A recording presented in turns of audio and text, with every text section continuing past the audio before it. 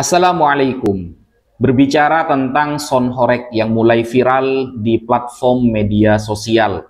Di sini kita akan membahas dengan bahasa yang simple, tidak terlalu muluk, tidak menggunakan bahasa-bahasa istilah pesantren agar teman-teman paham maksudnya.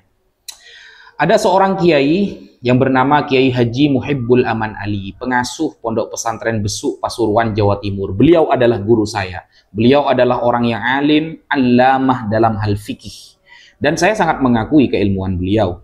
Dan banyak pesantren-pesantren besar yang mengakui kealiman beliau. Jadi, sebelum kita membahas hukum, kita harus tahu dulu definisinya.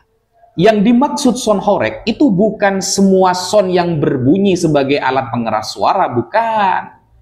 Tapi maksud dari sound horeg yang dibahas oleh Kiai Haji Muhibbul Aman Ali adalah kumpulan pengeras suara, yaitu sound yang suaranya sangat keras, yang dapat merugikan dan ada dampak negatifnya kepada masyarakat. Misalnya, ada atap rumah orang sampai hancur. Kedua, jendela rumah orang sampai pecah. Bahkan di rumah saya, beberapa kali lewat sound itu, jendela di rumah itu bergetar semua. Nah, yang ketiga, biasanya di acara sound horeg ini selalu dikelilingi kemaksiatan. Seperti ada orang pacaran, wanita yang buka aurat, joget-joget, dan lain sebagainya. Yang itu berdampak negatif kepada masyarakat dan agama.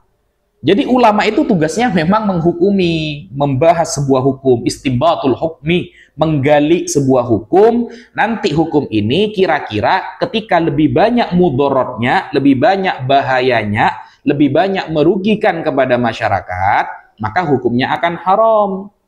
Nggak perlu sound sebenarnya. Kita berteriak tengah malam mengganggu orang yang tidur itu haram. Apalagi sound sekeras seperti itu. Nah, sebenarnya saya juga heran kepada sebagian tokoh, gus ataupun kiai, siapalah itu, yang justru mendukung secara mutlak sound tersebut.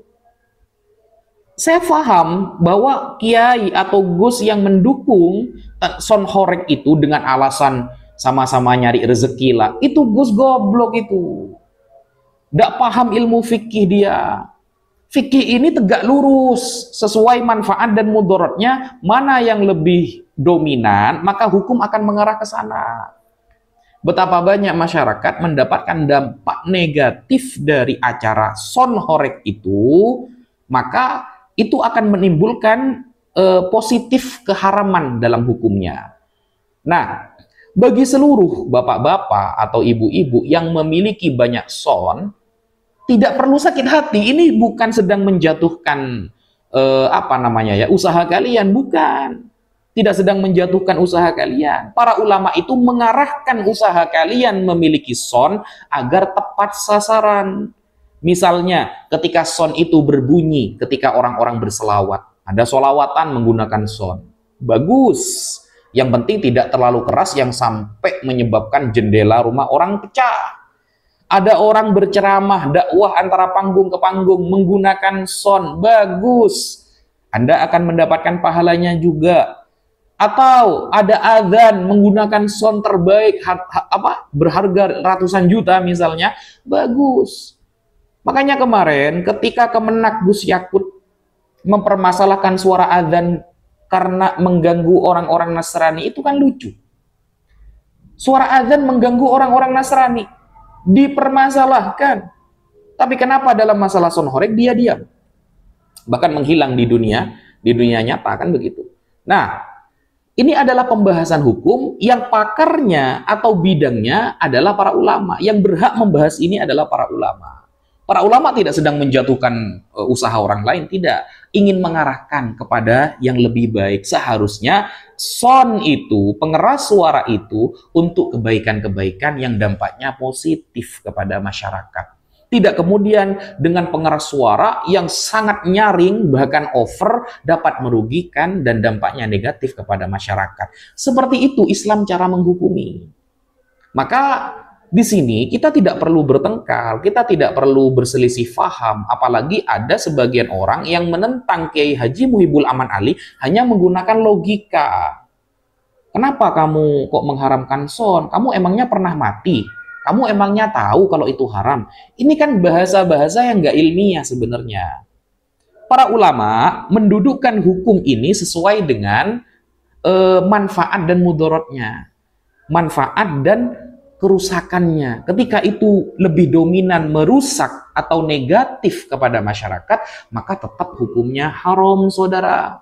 Kita baca Al-Quran tengah malam, mengganggu orang yang tidur itu saja bisa berdampak haram.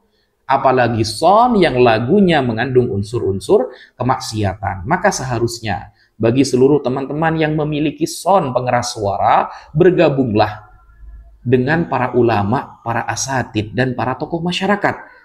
Agar pengeras suara itu bernilai pahala. Agar hasil dari itu juga bernilai keberkahan. Saya punya saudara, dia punya son yang sangat banyak, tapi arahnya kepada kebaikan. Arahnya kepada pengajian, majelis-majelis ilmu, sehingga hasil yang didapatkan juga barokah. Atau kepada hal-hal yang berbentuk pengumuman yang wajib atau yang sunnah, yang berkaitan dengan negara, kan bagus.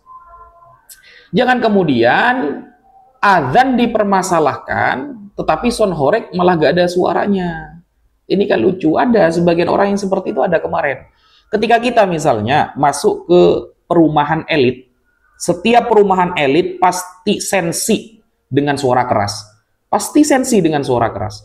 Kita masuk perumahan yang harganya miliaran, jangan sampai ada son horeg di sana, berteriak saja, bersuara keras saja, kita akan dipermasalahkan. Berarti kan suara keras ini ketika tidak sesuai dengan tempatnya, bahkan merugikan masyarakat, akan menyebabkan pertengkaran di sana. Kenapa orang-orang kok diam? Sebenarnya bukan diam, tapi tidak terupload di media sosial. Banyak sebenarnya masyarakat yang merasa rugi, atapnya hancur, kemudian jendelanya hancur, bahkan pecah, gara-gara mendengarkan son yang terlalu keras. Kita juga memikirkan dampak kerugian tersebut. Begitulah Islam memandang secara objektif dalam sebuah kejadian. Apalagi zaman sekarang, ketika son horeg itu dinarasikan, ketika son horeg itu suaranya terlalu nyaring, keliling ya. Biasanya keliling itu di gang-gang, di jalan-jalan, dikelilingi banyak kemaksiatan, banyak orang pacaran, banyak wanita buka aurat, lagunya lagu yang mengarah kepada kemaksiatan. Maka mau tidak mau, ini adalah merupakan kajian fikih. Yang bisa ngaji fikih itu ulama. Jadi yang bukan ulama jangan ikut komentar. Kesannya lucu, seperti tafsir cabang pribadi kan akhirnya. Nah, apalagi gus-gus, kiai-kiai, ustadz-ustadz yang nggak paham ilmu fikih, yang hanya dapat titel kiai atau gus dari keturunan, tapi nggak pernah belajar. Atau hanya viral di panggung, tapi baca kitab aja nggak bisa. Bahas fikih gak bisa, gak usah ikut campur omongan ini, gak usah ikut campur pembahasan ini, blunder akhirnya. Kok justru menunjukkan kedangkalan keilmuannya. Sudah gak bisa ngaji, ya cuma menang viral.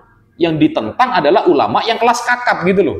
Ulama yang sudah setingkat nasional keilmuannya, bahkan internasional kealimannya. Kan lucu kan? Seharusnya saling mendukung. Bagi bapak-bapak, bapak bos-bos yang memiliki banyak son, itu ulama tidak sedang menjatuhkan usaha panjenengan, usaha kalian, tapi sedang mengarahkan bagaimana semestinya kalian berbisnis dengan son tersebut. Maka arahkanlah kepada kebaikan. Kita sesama umat Islam yang kiblatnya sama, Al-Qur'annya sama, sholatnya juga sama, semuanya sama, maka harus saling menguatkan, bukan saling menentang kepada para ahlinya. Dan yang menyuruh kita untuk ikut para ulama dalam hukum agama itu adalah Al-Quran. Innama yakhshallaha min ibadihi al-ulama. Fas'alu ahla dzikri in kuntum la ta'lamun. Yang nyuruh ikut para ulama dalam hal hukum itu adalah Al-Quran. Bahkan Rasulullah Nabi Muhammad yang nyuruh. Jadi kita kalau nanya hukum kepada ahlinya, bukan hanya kepada orang yang hanya viral saja, hanya lewat panggung ke panggung, yang hanya bisa ngelucu saja, padahal ilmu fikihnya nggak ada sama sekali, ilmu balaghahnya nggak paham sama sekali, ilmu mantiknya tidak menguasai, dan lain sebagainya. Bukan. Tapi kepada para ahlinya di antara para ulama. Itu yang harus kita jadikan rujukan. Siapa yang memerintahkan seperti itu? Rasulullah. Al-ulama warathatul Anbiya, para ulama adalah pewaris para nabi. Mungkin itu yang bisa saya sampaikan, kurang lebihnya mohon maaf. Wassalamualaikum. Assalamualaikum warahmatullahi wabarakatuh. Alhamdulillahirabbil alamin wa bihi nasta'inu ala umuri dunya waddin. Shalatu wassalamu ala asyrafil anbiya'i wal mursalin wa ala alihi wa sahbihi ajmain. Amma ba'du, la haula wala quwwata illa billahil aliyyil azim. Terima kasih yang sudah menonton channel ini, dan berikut tadi adalah keterangan dari Ustadz Abdul Wafi yang menjelaskan tentang hukum son horeg dari segi positif dan negatifnya, terutama kalau hanya untuk tidak berniat untuk ibadah pada Allah, hanya untuk merugikan orang lain, tentu hukumnya haram. Terima kasih yang sudah menonton, dan semoga untuk pengusaha son horeg dan semoga tidak tersinggung dengan perkataan beliau. Intinya kita harus meniatkan sesuatu itu untuk beribadah pada Allah Subhanahu wa taala.